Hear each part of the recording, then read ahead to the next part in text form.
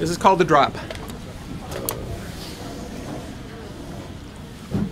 1, 2, 3.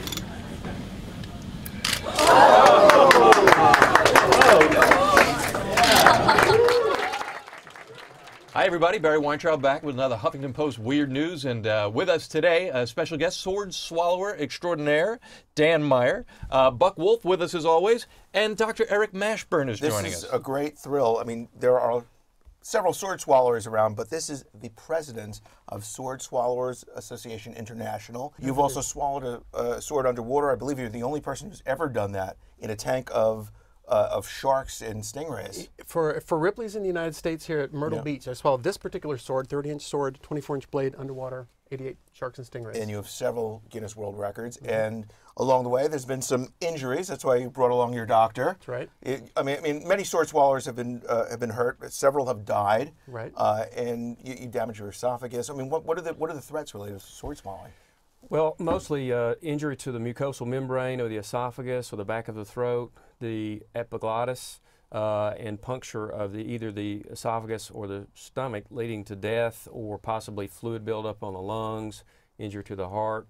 It's very dangerous, very dangerous. As a matter of fact, that's how we met. I was going to ask how you two met. Now, you... Hospital gurney? You came into Dr. Mashburn's office. Did you tell him right up front that you're a sword swallower, or did you just present an injury? I just presented an injury. The day before that, I had swallowed 5 swords at once, got them down into my stomach retched, punctured on the swords, went to the hospital, couldn't get any treatment all night long. They didn't take me seriously. Right. And all these were very real outcomes when you started doing this, like around 2000, 2001? I started in 2001, February. It took me 4 years to practice, 10 to 12 times a day, every day for almost 4 years, before I got my first sword down, 13,000 attempts. Before most sword swallowers I've talked to practice with a hanger. Coat hanger, yes. Coat hanger, but not you.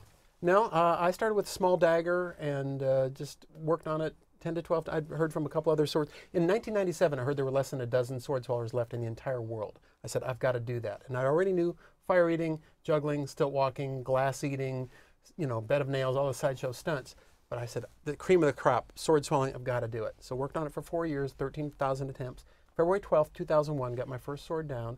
Took another 2 years to get consistent at it, and another 5 years to master it. No hands, multiple swords, up to 15 swords at once.